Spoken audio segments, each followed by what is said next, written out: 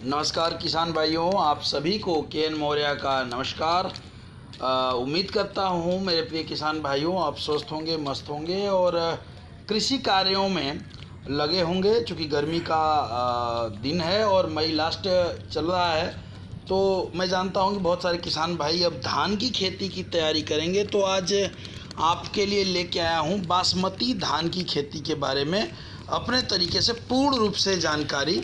बासमती धान, जैसा कि आप जानते हैं, अपने सुगंध और अपने क्वालिटी के लिए पूरे विश्व में फेमस है और भारत को बासमती धान का जनक भी कहा जाता है। इसके निर्यात से हमें अच्छा धन भी प्राप्त होता है हमारे किसानों को। तो इसलिए आज हम बात करेंगे बासमती धान की खेती की संपूर्ण जानकारी के बारे में। इसमें बीज और रासायनिक ये फर्टिलाइज़र वगैरह सारे मैं बताऊंगा आपको। उससे पहले यदि आपने चैनल को सब्सक्राइब नहीं किया है तो सब्सक्राइब कर लें ताकि आपको वीडियो हमेशा मिलती रहे। आइए बात करते हैं बीजों के चयन में। मैंने किसान भाइयों बीजों के चयन में मैंने प्रयास ये किया है कि जो हमारे किसान भाइयों से बात करके फीडबैक मैंने लिया है, जो किसान भाई लगाते हैं और जो लगाने के काफ़ी चलन में है, जो बढ़िया से चलन में है बीज, उनके बारे में मैं बताऊंगा ताकि आपको बहुत ज़्यादा कन्फ्यूजन न हो। तो आइए पहले बात कर लें बासमती धान के बीजों के बारे में ताकि आप इसकी व्यवस्था समय से कर लें। तो पहला जो मुझे जानकारी प्राप्त है, पहला बासमती का बीज है पूषा 1121। पूषा 1121 की बात करें तो ये लंबा होता है, इसके दाना लंबा है और सुगंध भी बढ़िया है, बहुत बढ़िया है। इसका मार्केट भी बहुत बढ़िया होता है और लोग इसे पसंद भी करते हैं। यह लगभग 120 से 140 दिनों के अंदर तैयार हो ये पकने लगता है, पक जाता है। अलग अलग जगहों पे थोड़ा सा 110 से ज़्यादा दिन में तैयार होता है। और प्रति एकड़ यदि इसकी बात करें तो 13 से 14 कुंतल इसका उत्पादन है। रोग प्रतिरोधक क्षमता है इसमें, रोगों के प्रति थोड़ा सा रेजिस्टेंस पावर है इसमें। और दूसरी बात यदि हम करें पूषा की, तो पूषा की ही एक अन्य वैरायटी है जो 1509 के नाम से जानी जाती है। और यह पूषा 1121 से पहले थोड़ी सी कटने के लिए तैयार हो जाती है। यह भी, इसके भी दाने लंबे होते हैं, ठीक होते हैं, इसकी भी सुगंध बढ़िया आती है, इसका मार्केट भी बढ़िया है। लेकिन मैं पूषा 1121 को वरीयता ज़्यादा दूंगा क्योंकि हमारे किसान भाइयों का फीडबैक बहुत बढ़िया रहा है 1121 को लेकर के। तीसरा मैं आपको बताऊं, तीसरा धान पूषा का ही है 1667, जो 110 दिन से 120 दिन के अंदर तैयार होने की बात कही जाती है। लगभग 16 कुंटल इसका उत्पादन होता है प्रति एकड़ और यह भी खाने में ठीक होती है। और ये तीनों वैरायटियाँ रोगों के प्रति रोग प्रतिरोधक हैं। अब इसकी खेती की बात करें तो मित्रों, आप इसकी खेती करने से पहले अपने खेतों का पीएच लेवल और यदि जांच करा लें तो बढ़िया है, यदि सुविधाएं हो तो जांच करा लें। दूसरी चीज़, बासमती धान में आप जानते हैं कि ये रासायनिक फर्टिलाइज़र बहुत कम लेता है या कम मानता है, तो इसके लिए बेहतर होगा कि आप इसके ऑर्गेनिक खेती की तरफ रुझान करें या थोड़ा सा श्रम करें। यदि ऑर्गेनिक में तो बहुत अच्छी उपज ले सकते हैं।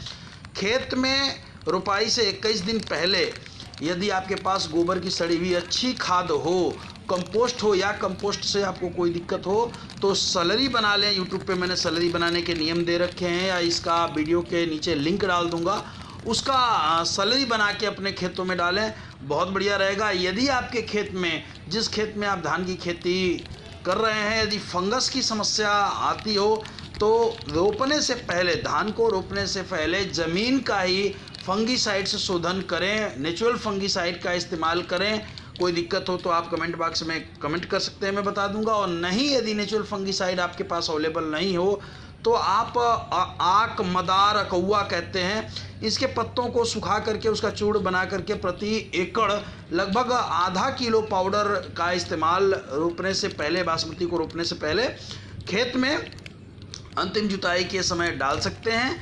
ठीक है मित्रों, चूँकि बासमती नहीं, धान में जिंक की सल्फेट की मात्रा कई बार कम हो जाती है, कई बार मैंने देखा है, जिससे आपको काफ़ी परेशानियां होती हैं। तो एक बार मैं आपसे एक बार ज़रूर बताऊंगा कि धान की खेती की जब तैयारी करें तो अंतिम जुताई से पहले धान की खेती में जिंक सल्फेट 21% मार्केट में आता है, उसको 10 किलो प्रति एकड़ के हिसाब से आप अपने अंतिम जुताई से पहले अपने खेतों में उसका इस्तेमाल करना न भूलें।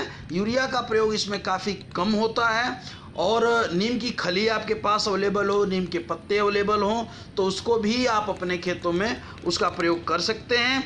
अब बात करें, बीज की मैंने बता दी, खेत की तैयारी बता दी। अब बात करते हैं जब इसका आप नर्सरी आप डालेंगे तो नर्सरी में बासमती धान की यदि नर्सरी डाल रहे हैं तो ये प्रयास या ये सुनिश्चित करें कि इसके बीज शोधन भली भांति होनी चाहिए। बीज का 100% शोधन जरूर करें।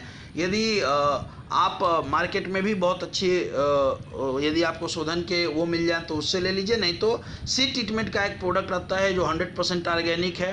ऑर्गेनिक खेती यदि बासमती की करें तो ये जल्दी एक्सेप्ट भी कर लेता है और बड़ा फ़ायदा ये होगा कि एक्सपोर्ट करने में जब आप बाहर भेजेंगे तो आपको कोई दिक्कत नहीं आएगी यदि आप बड़े पैमाने पे इसको कर रहे हैं। तो बीज शोधन करना बिल्कुल भी न भूलें। बासमती में बीज शोधन करेंगे तो क्वालिटी आपको बहुत ही बढ़िया तैयार होगी आपकी नर्सरी की। तीसरी चीज़ मैं आपको बताऊं, बात नर्सरी की करें तो 21 दिन के बाद और 25 दिन के अंदर की नर्सरी, 21 से 25 दिन की नर्सरी जो मैं रिकमेंड करूंगा कि 21 से 25 दिन की नर्सरी आप अपने खेतों में लगा दें। यानी नर्सरी डालते समय इन बातों का ध्यान दें कि 21 से 25 दिन के बाद आपको खेत में डाल देना है। गोबरी खाद मैंने पहले ही बताया कि यदि आप डालना है तो कम से कम 21 से 22 दिन पहले डालें। डालते समय खेत को में तुरंत गोबरी खाद डालें, छीटें और उसकी जुताई करें। जुताई करके बढ़िया से पानी लगा दें ताकि वो रेडी टू ईट हो जाए। आपके 20-25 दिन जब आप रोपेंगे तब तक वो तैयार हो जाएगी।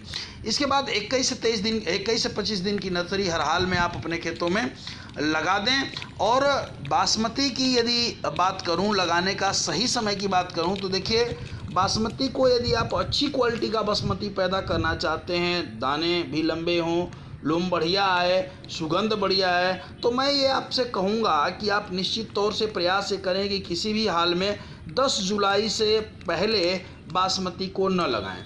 10 जुलाई के बाद ही बासमती को लगाना शुरू करें।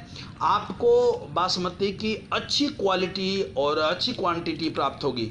मित्रों, बासमती को पकने के लिए यदि आपकी अक्टूबर में जाकर के बासमती पकती है, हल्की ठंड अक्टूबर में शुरुआत हो जाती है, गर्मी कम हो जाती है, तो उसका लोम बहुत अच्छा आता है, दाने बड़े बनते हैं और खुशबू भी बहुत अच्छी मिलती है। तो इसके लिए आप प्रयास करें कि 10 जुलाई के बाद ही बासमती को लगाएं।